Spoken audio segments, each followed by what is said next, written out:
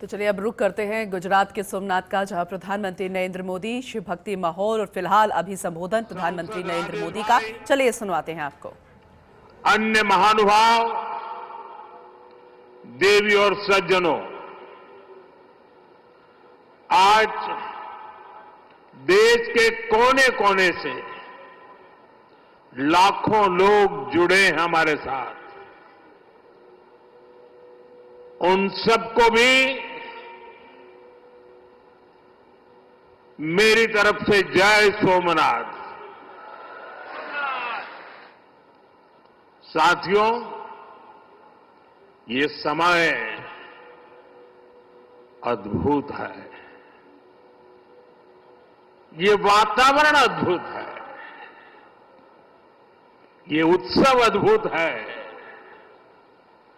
एक और स्वयं देवादिदेव महादेव, दूसरी ओर समुद्र की विशाल लहरें, सूर्य की किरणें,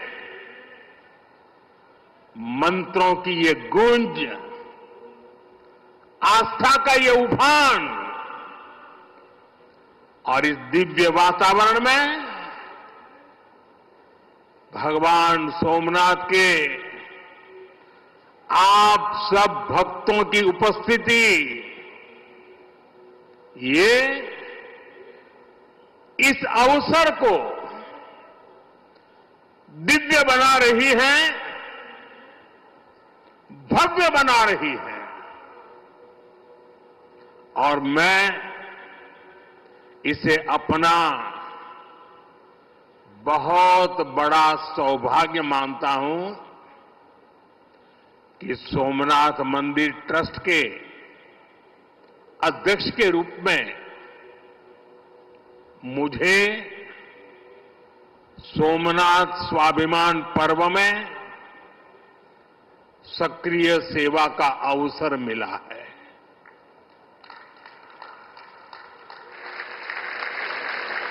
ये पीछे से कुछ और आवाज चल रही है भाई, इसे बंद किया जाए।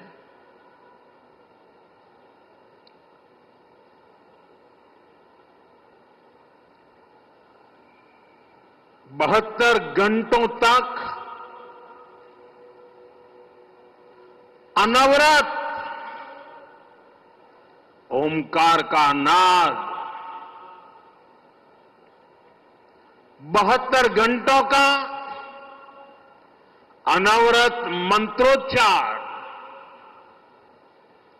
और मैंने देखा कल शाम को 1000 ड्रोन्स द्वारा वैदिक गुरुकुलों के 1000 विद्यार्थियों की उपस्थिति, सोमनाथ के 1000 वर्षों की गाथा का प्रदर्शन, और आज 108 अश्वों के साथ मंदिर तक शौर्य यात्रा, मंत्रों और भजनों की अद्भुत प्रस्तुति, सब कुछ मंत्र मुग्ध कर देने वाला है। इस अनुभूति को शब्द अभिव्यक्त नहीं कर सकते, इसे केवल समय ही संकलित कर सकता है। इस आयोजन में गर्व है, गरिमा है, गौरव है, और इसमें गरिमा का ज्ञान भी है। इसमें है वैभव की विरासत, इसमें है आध्यात्म की अनुभूति, अनुभव है, आनंद है, आत्मीयता है, और सबसे बढ़कर देवाधिदेव महादेव का आशीर्वाद है। आइए मेरे साथ बोलिए, नमः पार्वती पतये हर हर महादेव।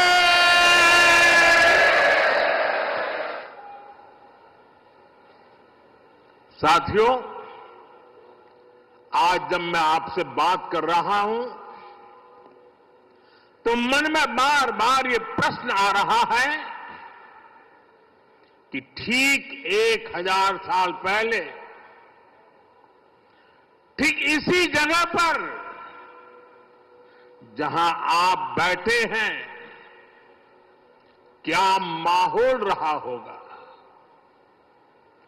आप जो यहां उपस्थित हैं, उनके पुरखों ने, आपके पुरखों ने, हमारे पुरखों ने जान की बाजी लगा दी थी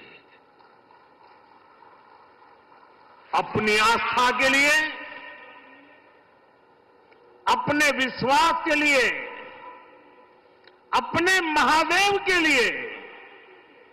उन्होंने अपना सब कुछ न्योछावर कर दिया। 1000 साल पहले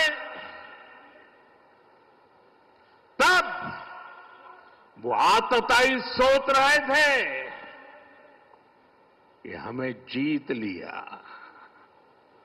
लेकिन आज 1000 साल बाद भी सोमनाथ महादेव के मंदिर पर फहरा रही ध्वजा पूरी सृष्टि का आह्वान कर रही है कि हिंदुस्तान की शक्ति क्या है, उसका सामर्थ्य क्या है। प्रभास पाटन तीर की इस मिट्टी का कण कण शौर्य, पराक्रम और वीरता का साक्षी है।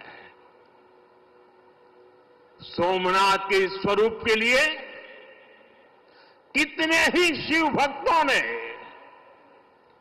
संस्कृति के उपासकों ने, संस्कृति के ध्वज धारकों ने अपने प्राणों की आहुति दी है। आज सोमनाथ स्वाभिमान पर्व पर सबसे पहले मैं हर उस वीर वीरांगना को नमन करता हूं जिसने सोमनाथ की रक्षा को, मंदिर के पुनर्निर्माण को अपना जीवन ध्येय बनाया, अपना सब कुछ देवाधिदेव महादेव को अर्पण कर दिया। भाइयों बहनों, प्रभास पाटन का एक क्षेत्र भगवान शिव का अपना क्षेत्र तो है, इसकी पवित्रता भगवान श्री कृष्ण से भी जुड़ी है। महाभारत काल में पांडवों ने भी इस तीर्थ में तपस्या की थी, इसलिए ये अवसर भारत के अनगिनत आयामों को नमन करने का भी अवसर है।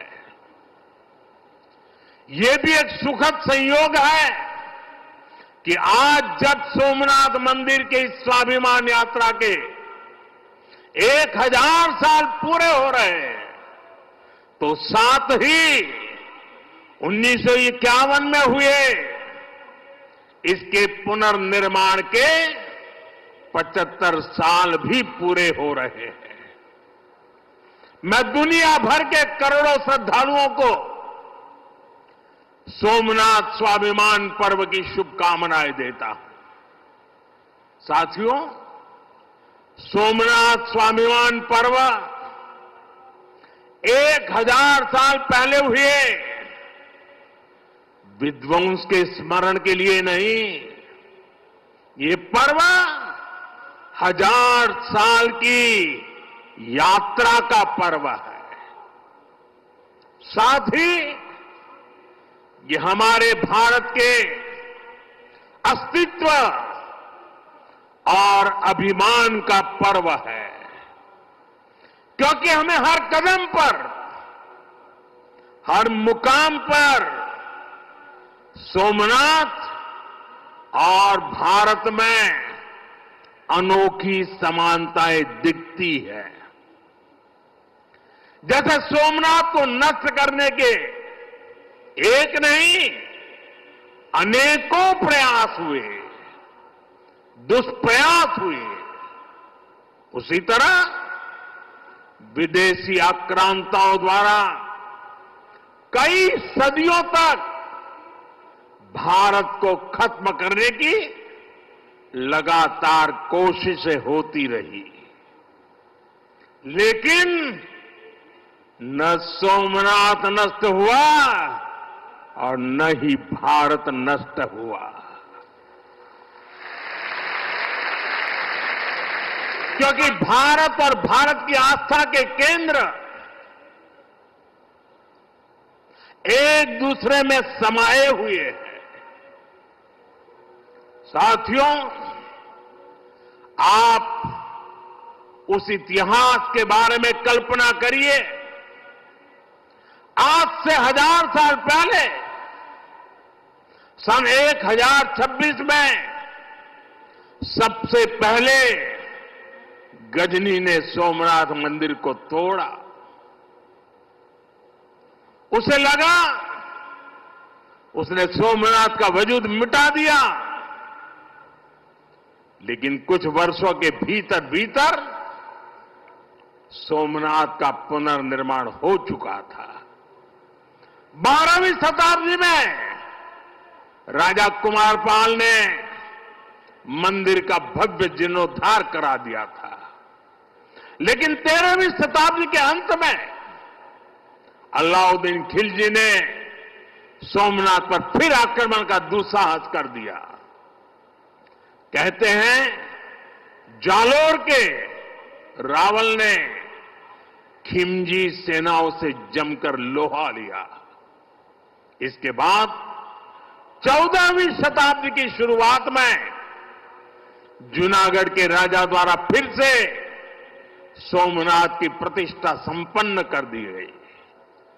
14वीं शताब्दी के आखिरी वर्षों में मुजफ्फर खान ने सोमनाथ पर फिर हमला किया। वो हमला भी नाकाम रहा। 15वीं शताब्दी में सुल्तान अहमद शाह ने सोमनाथ मंदिर को दूषित करने की कोशिश की और इसी शताब्दी में उसके पोते सुल्तान महमूद बेगड़ा ने सोमनाथ पर आक्रमण कर मंदिर को मस्जिद बनाने की कोशिश की, लेकिन महादेव के भक्तों के प्रयासों से मंदिर पुनः जीवंत हो उठा। 17वीं 18वीं शताब्दी में औरंगजेब का दौर आया। उसने सोमनाथ मंदिर को अपवित्र किया, सोमनाथ को फिर मस्जिद बनाने की कोशिश की। उसके बाद भी अहल्याबाई होलकर ने नए मंदिर की स्थापना कर सोमनाथ को एक बार फिर साकार कर दिया। यानी सोमनाथ का इतिहास विनाश और पराजय का इतिहास नहीं है। ये इतिहास विजय और पुनर्निर्माण का है, हमारे पूर्वजों के पराक्रम का है, हमारे पूर्वजों के त्याग और बलिदान का है। आतताई आते रहे, मजहबी आतंक के नए नए आक्रमण होते रहे, लेकिन हर युग में सोमनाथ पुनः पुनः स्थापित होता रहा। इतनी सदियों तक का संघर्ष इतना लंबा प्रतिकार, इतना महान धैर्य, सृजन और पुनर्निर्माण का ऐसा जीवन, ये सामर्थ्य अपनी संस्कृति में, ऐसा विश्वास और ऐसी आस्था दुनिया के इतिहास में ऐसा उदाहरण मिलना मुश्किल है।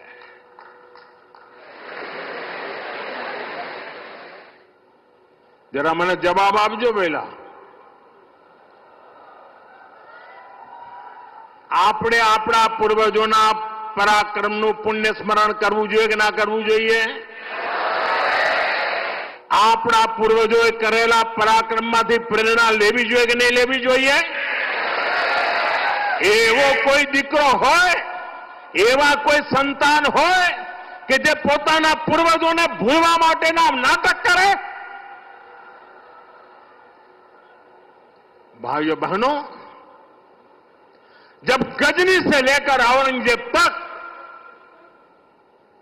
तमाम आक्रांता सोमनाथ पर हमला कर रहे थे, तो उन्हें लग रहा था कि उनकी तलवार सनातन सोमनाथ को जीत रही है। वो मजहबी कट्टरपंथी ये नहीं समझ पाए कि जिस सोमनाथ को वो नष्ट करना चाहते हैं, उनके नाम में ही सोम अर्थात अमृत जुड़ा हुआ है। उसमें हलाहल को पीकर भी अमर रहने का विचार जुड़ा है। उसके भीतर सदाशिव महादेव के रूप में वो चैतन्य शक्ति प्रतिष्ठित है, जो कल्याणकारक भी है और प्रचंड तांडव शिव ये शक्ति का स्रोत भी है। भाइयों बहनों, सोमनाथ में विराजमान महादेव, उनका एक नाम मृत्युंजय भी है। मृत्युंजय, जिसने मृत्यु को जीत लिया हो, जो स्वयं काल स्वरूप है। यतो जायते पाल्यते येन विश्वम तमीस भजे लियते यत्र विश्वम। अर्थात ये सृष्टि उन्हीं से उत्पन्न होती है, उन्हीं में लय हो जाती है। हम मानते हैं त्वमेको जगत व्यापको विश्व रूप,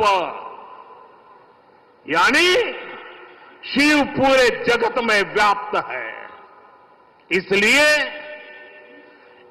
हम कण कण, कंकड़ कंकड़ में भी उस शंकर को देखते हैं।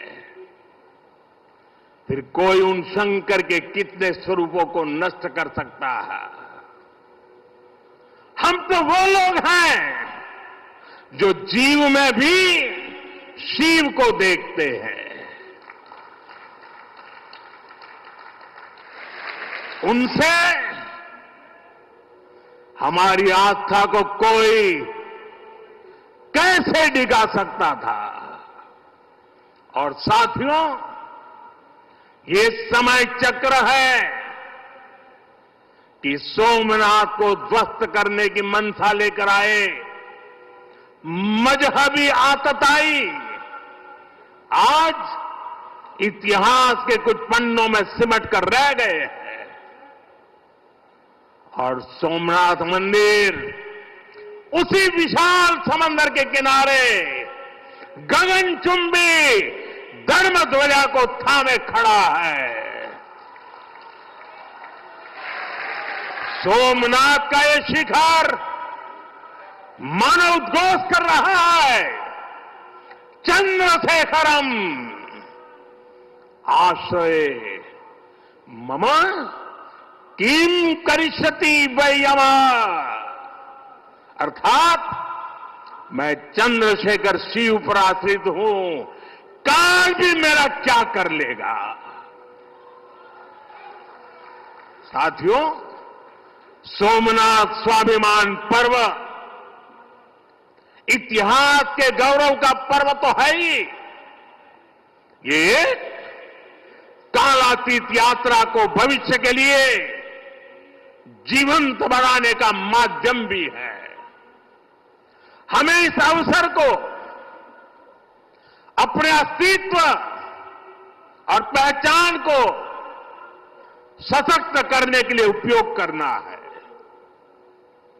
आप भी देखते हैं, अगर कहीं किसी देश के पास कुछ 100 साल पुरानी विरासत होती है, वो देश उसे अपनी पहचान बनाकर दुनिया के सामने प्रस्तुत करता है।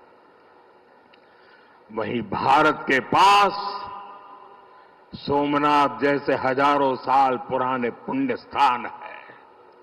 ये स्थान हमारे सामर्थ्य, प्रतिरोध और परंपरा के पर्याय रहे हैं। लेकिन दुर्भाग्य से आजादी के बाद गुलामी की मानसिकता वाले लोगों ने उनसे पल्ला झाड़ने की कोशिश की। उस इतिहास को भुलाने के कुत्सित प्रयास हुए।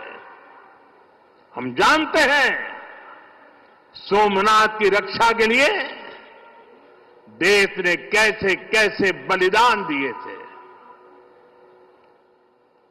रावल कन्नड़े जैसे शासकों के प्रयास, वीर हमीर जी गोहिल का पराक्रम, बेगड़ा भील का शौर्य, ऐसे कितने ही नायकों का इतिहास सोमनाथ मंदिर से जुड़ा है। लेकिन दुर्भाग्य से इन्हें कभी उतना महत्व नहीं दिया गया। बाकी आक्रमण के इतिहास को भी कुछ इतिहासकारों और राजनेताओं द्वारा व्हाइट वॉश करने की कोशिश की गई। मजहबी उन्माद की मानसिकता को केवल साधारण लूट बताकर ढंकने के लिए किताबें लिखी गई। सोमनाथ मंदिर एक बार नहीं, बार बार तोड़ा गया। अगर सोमनाथ पर आक्रमण केवल आर्थिक लूट के लिए हुए होते तो 1000 साल पूर्व पहली बड़ी लूट के बाद रुक गए होते। लेकिन ऐसा नहीं हुआ। सोमनाथ के पवित्र विग्रह को तोड़ा गया। बार बार मंदिर का स्वरूप बदलने की कोशिश हुई और हमें पढ़ाया गया कि सोमनाथ को लूट के लिए तोड़ा गया था। नफरत, अत्याचार और आतंक का असली क्रूर इतिहास हमसे छिपाया गया। साथियों, हमने धर्म के प्रति ईमानदार कोई भी व्यक्ति ऐसी कट्टरपंथी सोच का समर्थन नहीं करेगा। लेकिन तुष्टीकरण के ठेकेदारों ने हमेशा इस कट्टरपंथी सोच के आगे घुटने टेके।